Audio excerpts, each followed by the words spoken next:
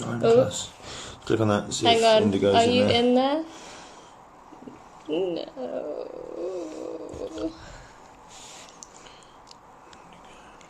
In. There you go, sweet. Yeah. Where'd he go? I don't know. There you Yeah, go. that's Yeah, it. yeah. I've selected it.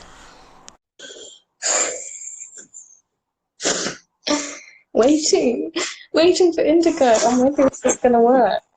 Yeah! Perfect. Oh my god. Technical issues. Oh my god, I'm Bye! Well done, Jamie.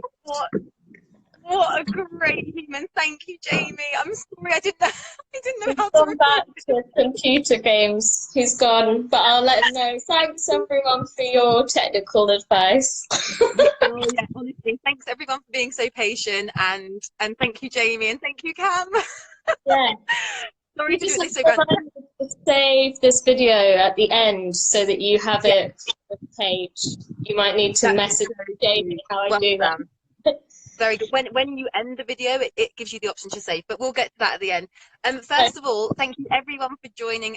Cam, thank you so much for your time. I know you're incredibly busy. For those that didn't see at the very beginning on the Indigo Volunteers, so I'm Holly and founder of Indigo Volunteers, and we do this session every Thursday 6 p.m. UK time called Let's Talk Grassroots, where we're interviewing people with just really interesting stories about, well, they themselves probably don't find it interesting, but everyone else finds it interesting, including me, about their journeys and how they've got into the sector and the humanitarian sector, and yeah, and their work really. And so I just thought, obviously, people would love to hear of the work you've been doing in and around the grassroots sector, and that's the purpose of this. And obviously, I know you from uni, so that was a lovely start to our relationship. And then since then, I know that you went on, and a few years after uni, you went to work for the Halo Trust in Cambodia, right? Yeah, so I joined Halo back in, I'm going to say 2013, I think. I'm hoping that's right. And yeah, so my first posting was Cambodia. I went on to a few other places after that, but I spent 18 months there. And that was really, well, that was my first experience working in the charity sector. So that wasn't volunteering, that was my job. And I specifically wanted to work in the explosive ordnance disposal sector. That was very much the area that I wanted to be in. So I had done quite a lot of research on Halo over a number of years, with the ultimate goal of trying to find a route to work for them. And it happened probably a bit earlier than I expected. And that was partly because of a particular type of role that they were recruiting for at that time that I had a few skills in. But yes, that was always the ultimate kind of goal, was to work in that sector. And I had I'd taken a keen interest in it for a long time, and it is a very specific area of the humanitarian world. It's quite different to some of the other things that you could work in if you wanted to be in the humanitarian sector. That's what I was going to say. It's not like, I've never heard anyone say that that's what they want to do as a career, but you said you knew you wanted to do it and almost were researching it and pursued it. How did you even know that job existed? You know, like it's quite it's quite a specific thing to get involved in. Yeah, that's a really good question. So Halo is based in Scotland, and it's actually based relatively close to where I'm from in Scotland. For anyone who doesn't know, I'm Scottish. I know I don't sound it, I'm sorry, but I am. But yes, so I had heard about them growing up. And I think the reason it appealed to me, particularly working in that particular type of job, was that the outcomes are very tangible. So for anyone who doesn't know, the majority of the Halo Trust work is removing explosive remnants of war, and there's quite a specific focus on landmine clearance. And obviously in that kind of line of work, once you've removed items, so once you've taken landmines out of the ground, for example, once they're gone, people are able to use that land safely. So you see houses being built there, or the land being used to grow food, or schools opening up, and it's incredibly tangible, the difference you can see from what you started with to what you finished with. And then there's longevity to it as well, of course, because once those benefits are felt immediately, they're also felt by subsequent generations. So there was something about that that really appealed to me. I could see the value in the work, and I also think a big part of it was I felt like my skills would be appropriate there. So there's obviously lots of different careers that you could take in the humanitarian world, and it would they all have different kind of skill sets that are required. And just from what I had kind of built up as my knowledge of what they did, I realized that that was probably the kind of place where maybe I could add value. But having said that, I think I was really, really fortunate to end up going along a path that felt like it was the one that I'd intended to go along. I don't think that's maybe that common, and particularly in the humanitarian world, you might have to do a few, there was a few things that maybe I could have done beforehand in different sectors, and I would still have learned so much from, and I would also still have been able to contribute in. So yeah, I wouldn't say like just because it was my experience, oh, you should just target one sector. Yeah. I think it's good to have an idea of where you could add value, but I think it's also good to be quite open-minded, because the humanitarian sector in itself has to be incredibly responsive, because there's always, as much as there's ongoing crises, there's also, new ones cropping up, things that are changing, all kind of different changes to the context. So you in yourself have to be relatively good at responding, and part of that is considering different avenues in the way that you might want to assist. There's so many questions I have, but I also want to encourage other people to ask questions. Please feel free to ask questions. I've got my little earpiece Sophie helping me out with filtering them through. One question I want to ask is, I'm sure a lot of people ask you this, did you feel safe doing that job? Because I know a lot of people say to me, when they know that I'm working along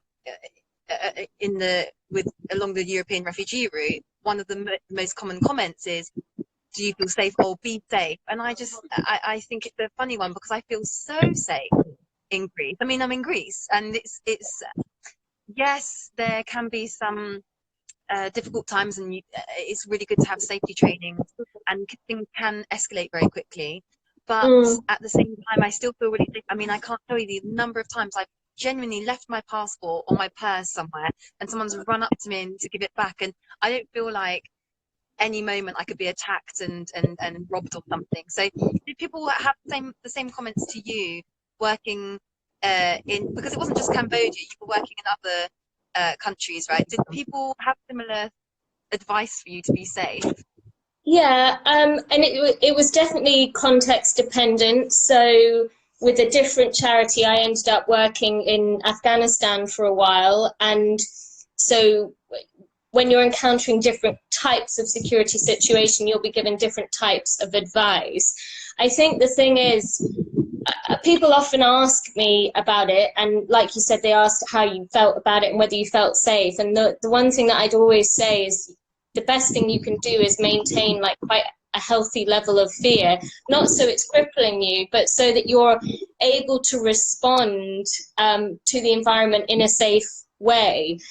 So understanding what the risks might be that whether it's to do with the context that you're in, or for me, obviously, specifically working in something that had relative risks associated with it, it was remembering that the standard operating procedures are there for a reason, or how we're allowed to travel about is there for a reason, and that's to be respected, and just bearing that in mind. And actually, the most of the time, you know, you can keep yourself very safe in a multitude of circumstances just by understanding the circumstances that you're in and then approaching it in the correct way. And I would just say that if anyone is considering working in something where there are relative risks, really familiarize yourself with those risks, and try and understand them as best you can, and then do what you're advised to do and speak to people around you. And one of the best things you can always do is take in like what other people are doing and try and emulate them, see what's working for other people, and ask questions. Like, especially if you're going to a new country, people are always so willing to help you understand what you should and shouldn't do. And it's, you know, that's the best thing you can do, is make that attempt to really acclimatize and understand. And yeah, it'll make you feel so much safer. Yeah, and don't try and reinvent the wheel. There's so much experience out there, and to really ask people about it. And I think that's something that we at Indigo, we try and give as much information to people as possible. And I've learnt the hard way. I, as you know, being on the board of Indigo, which we'll get to in a bit, I can be a bit blasé about things sometimes, and sometimes not taking. I definitely haven't taken risk in my life seriously enough, not just organisationally, but just as myself. And I suppose that's fed into a bit of a culture, and we've had a really great recent, you know, shake up on risk and everything with Indigo. And I think it's so important actually to read the documents, to do your research, to have all this information. Yeah, I think it's really good advice. There's lots of people saying you're a role model, and does that feel weird to be a role model? Because you are to so many people, right? So does that feel strange? Yeah, I definitely wouldn't say that, I have to say. I think, yeah, it's always tricky when that's kind of, I don't know, I think we all feel it, don't we? Like, in any parts of our lives, you'll always feel a bit sort of like impostery in your own life. And it's quite hard to kind of own your, I don't know, take up space in the right way. And the other thing I'd say is like when people say a role model, it gives like this sense that you've got to where you wanted to be and that's it now. You've like achieved everything and suddenly you're just an example. And the truth is, I still feel very young. I wish, but I still feel youngish. And I still think I have a really long way to go. And, you know, I would say that I'm still really learning about what the next steps can be. And I feel just as, you know, so I joined Halo when I was 23, and I felt I knew I wanted to work for them, but in many other aspects of my life, I still felt quite unsure about the right way to do things. And even joining Halo, knowing that I wanted to do it, I still had questions regarding, you know, my own capabilities, and I didn't know how the future was going to pan out. And I feel exactly the same way now as I did then. You know, I've got all this information, but it still just makes me question, okay, what's the right move now into the future?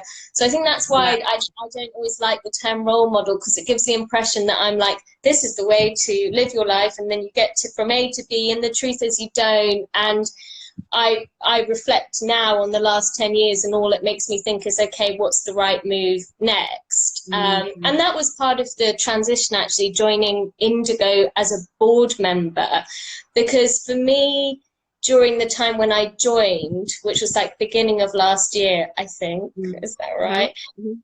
It was that trying to work out how to not be in the field anymore. And I think, you know, obviously you understand this, and also I expect many of the people who have volunteered understand this, that sometimes coming back and trying to slot back into life as you knew it before is one of the most challenging parts. And so it's just trying to figure out the ways that you can still have an impact, but in a new and a different way. So that was a big move for me. That was a big change from working for a charity for a few years, and well, working for a couple of charities, and then becoming a board member and coming from the other side of things. That was all part of that kind of growth process. I don't think it ever stopped. Sorry to say this to everyone. Yeah. No, But I'm 30 and I don't think I've figured things out yet. But I know exactly what you mean about the imposter syndrome, and because of the work that we do, sometimes people say that I'm kind or something nice, and I'm just like, oh, my first reaction is, you don't know me, and that's my first reaction, because you haven't seen me around food. I'm really not. I'm joking. I'm getting better. But it's funny that it's almost like we try and deny ourselves these things. But I think even you just being so open and honest about how you feel about being a role model, it also annoyingly for you makes you more of a role model, because you're so open and honest about it. That it isn't like that we've got to this stage and therefore that everyone is always growing and developing, and it's just that's really interesting. But going back to well, I'll talk about the board, your role on the board of Indigo in a bit, but first about Indigo. So you, after Love Island, you and Jamie came immediately to Greece, which was I don't know if anyone's ever done something like that from a show like this before, where you could really have done anything, and you decided that you were going to, I suppose, ground yourself, right, and go and volunteer, and that was completely just a genuine passion like of yours, and you came to Greece, and I'm sure that, I mean, that was, oh my God, was it 3 years ago now? Was it 2 years, 3 years? 3 years. Oh, anyway, 3 years. that is so crazy, and it was 3 years ago. How was your experience? Like, for those that don't have any clue, I'm sure many people listening haven't even been to a refugee camp. How was the experience for you? Just for context, for people who don't know what we did there, which is obviously completely understandable, over the course of the week we volunteered with a range of organisations that Indigo helps supply volunteers for. So we worked in a variety of different types of camps, but also different types of projects. So we were involved in food preparation and distribution, both within a camp and then also around Thessaloniki. So I helped out in a women's safe space centre. We helped prepare activities for the kids, which Jamie was particularly good at. And we had the opportunity to attend some lessons, but we weren't leading any of those, fortunately, because neither of us teachers. But we were able to attend and see what that kind of entailed, and then help out with, actually at that particular place, which was Sarah's, we then helped out with a sports day. So we did a range of things across the week, and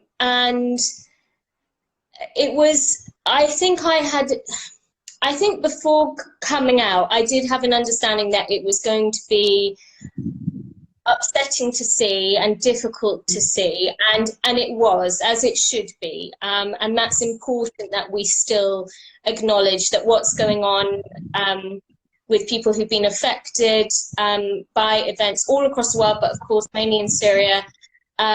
What's happened to them and having to be your home is incredibly distressing, it's traumatizing, and then having to live in a place long term, which isn't built for long term inhabitation, is very, very tricky and very difficult.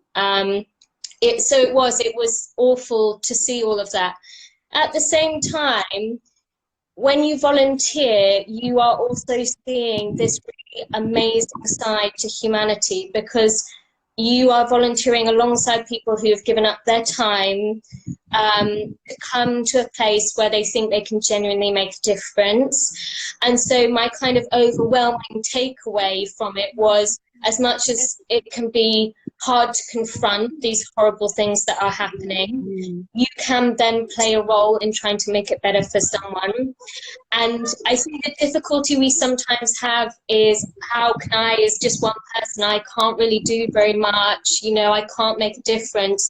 If you go and you volunteer, even, for example, if you're doing a food distribution, you see for every single person what that means, the impact and effect that it has. You also get to really hear people's stories properly. They can tell you themselves what life has been like, and we do miss that. In, you know, we don't get that kind of level of understanding through stories when they're presented in the media. And I understand, like, it's difficult, and they're sort of trying to give this helicopter view of what's going on and who's where and why is that happening, and often they're talking about, you know, all these extra factors in it, these huge factors like the politics, but within that there is a real human cost. You know, there are parents who have lost children, and families that are struggling, and people who have had to leave family behind. And when you volunteer, you will find, well, I found that people were very open with telling you their stories, and I was worried about that initially, because I was thinking it's very hard to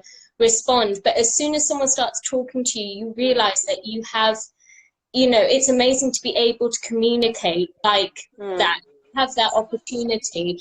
And yes, you can't change it on a bigger scale, but you can change the immediate for them, which is something that's worth remembering. And also listening is just a really thing to do.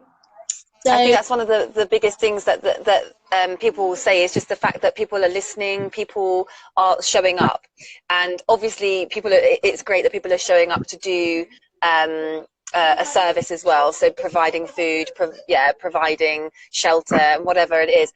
But also it's such a huge thing that they know people are supporting them. There's someone on their side. And actually I think that's the one of the biggest impacts, that you're just showing up to be on someone's side and providing a service, of course. But you're completely right. And that's that. I'm really sorry that it got a bit noisy then. I'm staying at a Greek farm, and they don't know Insta Live, I don't think. I'm so sorry. So I put my headphones in. And Jamie was with you, of course, and that must be a very new experience for him, because he didn't even have the experience of your work beforehand. And did he find it very similar to you? Yeah, and I think so. Sort of like when we decided we were going to come out, it was a joint decision in every way. It was something Jamie's always wanted to do, and I've been lucky enough to work in that area, and also I was lucky enough to know you and know where we could go to make a difference. I think it was really interesting, because he was saying how he'd always wanted to do it, and it reminded me that one of the biggest obstacles for people is knowing how. Like, how do I get there? What do I do? So I think it was interesting to see it all through someone else's eyes who was newer to that kind of style of work. Yeah. Obviously, I think he felt affected in the same way emotionally. But he always talks about Greece as being like the best of his life. And I would love to credit myself with that, but I don't think it was. I think it was about going somewhere and having a purpose, and it's a real privilege to be able to travel anyway, but to go to somewhere and even within that place exploring the world in a way, because you're learning so much about people's lives. It's just something, it's unmatched, because you don't always have that opportunity. And so for him it was a really good experience, and he has talked about it often since, and I think it's definitely something he wants to do again. So amazing. And I just want to say a thank you for you and Jamie, because you going raised so much awareness for us. And honestly, and I know I've said this to you before, the impact it's had, like even Sophie, who's helping with the questions now, and so many volunteers, they've come through us because they saw that you've done a post, or that you went out, or whatever it is, that you've promoted it in Indigo in some way. So I honestly, and I'm not exaggerating, I reckon at least in the first year about 50% of our volunteers came because of you. And that means that the organizations they went to and supported, and the refugees and migrants that benefited, were because, you know, you did maybe a post, or you went out and it was in the newspapers, and, you know, and that it's just amazing the impact that it has. So just thank you so much for raising the awareness and showing people how to get involved. Yeah. No, it's like absolute. It was a pleasure. I mean, obviously, but the one thing I will say from that is, for anyone who has volunteered with Indigo, or is volunteering, or in the future will, how worth it is sharing your story with someone, because you never know who's going to hear that and think, oh yeah, that's actually something I could do. Because this is the thing, I think I do it all the time. I look at what you do, and I'm like, oh no, I could not do that. And sometimes having someone say, well, maybe you can't do that, but maybe you could do this, or well, I did it. Give it a go. So anyone who is volunteering or has volunteered in the past, share your story. And anyone who's watching this who's thinking I couldn't do it, go and read the volunteer stories on Indigo's website. Yeah, you can. Such a great plug. That's such a great plug. I didn't even prepare that one. Thank you. No, and it's true. I mean, I think so many people say, I didn't think I could do that, and then they go and they realize, oh, I can actually. It's actually run by people who are just like you, right? So everyone's got their own backgrounds and experience, and then what we try and do is place people in the right organization. I've got a quick question that's come up. Sorry, does Indigo have a band of volunteer therapists, counsellors for service users and volunteers alike? Very interesting question. So we are actually involved in psychosocial support, and we are looking to increase this actually. So if you are asking as a therapist yourself, then please do get in touch with us, because it's actually really lacking in the sector that people go out and they can see or experience quite difficult situations, and there is a lack of psychosocial support afterwards. So yeah, we would love to have more volunteers on board supporting volunteers. So now this brings me to your role on the board of Indigo. So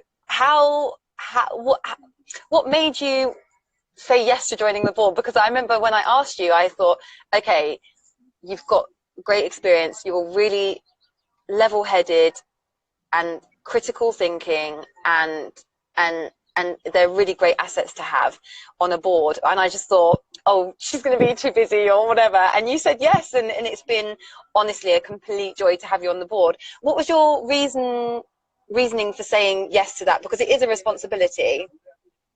Yeah, it is a responsibility. No, sorry. No, it's true. That I mean, that was obviously because we talked about it for a couple of months before it actually happened, because of what it was going to entail. I think it really was the fact that I still be making an impact, and it felt difficult for me to be doing that in such a removed sense. So we've talked about like how posts and sharing posts online can be really helpful, but to me it felt like I wanted to do more, and I felt like I had the capacity to do more partly because of what I'd done before, but also because that's what I would prefer to spend time doing. I think it's important to me, and it motivates me. And Indigo in particular was obviously of interest because it's a growing charity. You know, this is a time where where Indigo is so needed, and we're going through rapid growth. And it, you know, historically, it's harder for smaller charities to have that support. I mean, you know, everyone is just stretched to their limits, so it's harder to find that support necessarily in that transition period. So it was somewhere where I felt like I could contribute. And then the other thing, I suppose, was having been and volunteered myself, I understood a bit more what it was about. I think if you have some understanding of the work itself, I felt more comfortable, like being in a position where I could offer support and advice. I definitely didn't just do something for the sake of it. It was important to be doing something where I could see there was an impact from the work, an outcome of that. So yeah, I think that those were the kind of main reasons. Yeah, amazing. And has it been what you expected? Yeah, I think it has been, actually. I mean, I'm always surprised. The thing with Indigo is obviously we've got such a big network of grassroots organisations, because the part of the role of Indigo is to matchmake volunteers with the right people. And so you hear so much about these different types of organisations, and I'm always quite shocked at how much responsibility grassroots have to take on and how many gaps grassroots have to fill. And I'm not going to get too political, but it's quite shocking how much is placed on grassroots organisations to do so much. And you know, that is maybe something that in the last year, being on the board, I felt more and more exposed to. I worked for a larger charity before, and so I'm quite used to being in these big structures, and having a lot of support as an organisation, and kind of popping in. And so coming and being on the board for Indigo, I suddenly saw this whole different side to the humanitarian world, where, you know, it's a lot. It's a huge amount for people who are stretched to their absolute limits to take on. So yeah, maybe that's different. It wasn't so much the work for Indigo that was different to what I expected. It was more that there was so much happening in the other side of the humanitarian world that I hadn't even realised was so challenging. Yeah, and yeah, again, it's been an absolute joy to have you on the board. Sorry, I feel like I'm bigging you up so much, but it has, and it's been. I love your input, and for anyone that feels like they've got some experience it can actually be in anything. It can be in business or fundraising or anything, and I really recommend looking for a local charity and supporting by being a board member, because there's lots of charities that are looking for board members. I realise this is way over half an hour, and I promised you only half an hour. I'm so sorry. I have some quick fire questions for you. Okay. So quick fire questions. I'm just going to pluck a couple. What did you study at uni? I did sport and exercise science at uni. Well, we went to Loughborough, didn't we? Well, of course, you have to do something sport related. Yeah, I'm going to college next year and would love to help in other countries. Where would be the best place to start? I would say just keep an eye on our website and fill out our application form when it's open, because then it's hard to say a country that's best for you to start when we try and do matching according to your skills. So I would say to this person, then just keep an eye on our social media and our website when we're opening application forms again, when it's safe, COVID-19 related and all. Yeah, and in the meantime, this is my top tip, and it's really hard to do, but sit down and write down all the things that you are good at. And I know it's hard to do and it feels really uncomfortable, but it will help so much when it comes to volunteering to know where you can be really, really useful. So try and think about what you're actually, sit down and big yourself up for a little while, you know. That's Cam's top tips. Yeah. That's actually really true. And what you're not good at. So, you know, if you are put in a position where they're saying you need to lead a team and you really don't like leading teams, then just know that about yourself. That's really, really good advice. What motivates you in the morning, Cam? Coffee. That's really good. I'm not a morning person actually, but I have 2 dogs that have to go outside in the morning, so I do get up a bit earlier now. But I think probably for me it's routine, and I know that's been something that's been hard for everyone in the last few months with COVID.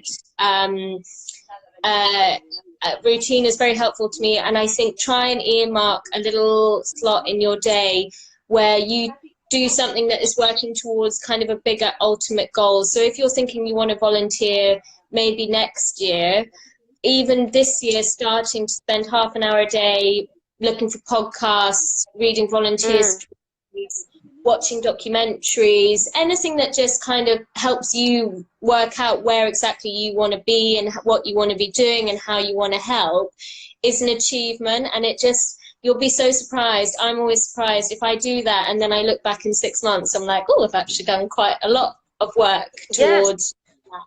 So kind of do something like that. And then not worry, if you manage that half an hour each day, then you're doing something, and that's I always think that if you don't write it down, you constantly feel like you're not achieving your goals because you can't remember your goals from 6 months ago, and you've probably achieved them, but you don't ever spend time to reflect. So that's really good. 2 more quick fires. What's the best thing about working with Indigo? That's someone's asked that question. Cute. What's the thing about working with Indigo? It's you, Holly. Right answer. Yes. I won't even let you have a serious answer. No, this is the right answer. Okay, fine. I'm joking. You can have a serious answer if you want. What would you say to anyone that wants to get into this sector as a volunteer or as a career? So this is the lasting words from Cam. I think so. I would say 2 things. So obviously, if you want to go in as volunteer or if you want to start a career in it, it might be slightly different how you kind of navigate your way into the humanitarian world. I think definitely, as much as I said at the beginning, that I was very lucky in going into the area that I really wanted to. I think it's good to try and have an idea of what kind of niche area you want to go into specifically. Some things it will be quite obvious, like maybe if you are familiar with engineering, you might want to work in kind of wash facilities, or Holly, you mentioned earlier the psychosocial side, that might appeal to some people, and try and really have an idea of what you think appeals to you and where you think you could be most helpful. And part of that is that whole thing of, working out what your own skills are. I think now is probably a really tough time to be considering how to get into this kind of world, particularly if you want to volunteer, because of all the travel related restrictions. So the other thing I would say is don't think that in the meantime you can't be doing anything. You can really kind of make this plan to try and move into this world. You can make it a bit of a job for yourself, you can take it quite seriously yourself, be that listening to podcasts, reading books, watching resources, seeing what you can find information-wise, but also just really looking maybe at online courses, what you can start to expand on there, and taking an interest as well in who you want to help and why. What information do you have about that specifically? That I think is all stuff you could do right now, and then that means by the time things start opening up again, you're going to be in such a strong position to make the right move straight away. Career, if it's intended to go into a career straight away, I would say, don't be disheartened at all if you fill in an application form and you don't hear anything back, because it happens. And it's not, very rarely is it a reflection on you. It's quite often that that the application form's been left online, but they've actually already filled the role, or even in this time, everything's changing so much, so you don't know why that might be the case. So don't take rejection. I'm so bad because I don't do this myself, but don't take rejection personally. Yeah. You'll get there in the end. Like, just keep going. It's really hard to get into the sector, and to be honest, that's why volunteering is actually really good, because it gives you the experience to know whether you even want to make it a career. It's a really good platform or stepping stone, as it were, to learn that. And you're completely right. I mean, international NGOs are generally, as most companies actually, are just not the best at replying to applications or letting you know why you weren't successful and sending these blanket emails. So completely agree. And also just on the point of listening to your own advice, is about being speak to yourself how you would speak to your best friend. So if your best friend doesn't get a job, you wouldn't be like, that's because you're useless and you're being rejected. You would be like, all the things you would say to your best friend, say it to yourself. That is I think that's a good advice, basically. But yes, I think that is lovely advice to wrap up with. Cam, you have been super duper. Thank you so much for sharing all of this with everyone. No problems. It happens all the time, and when I'm in the UK, we had technical issues in Greece, so don't worry about it. The main thing is we've got this video. When it closes, you have the option to save it. So I'll message you about this after we say goodbye to everyone. Thank you everyone for listening, and for Cam, of course, and for Jamie for helping set it all up. Please sending my love. Yeah, I will do. I'm going to have to let him play computer games all night now because he did. It sounds like he deserves it. He definitely got some brownie points there. Okay, sending you both love. And you. Right, I'm going to end. Bye. Yeah, end. Bye. End video.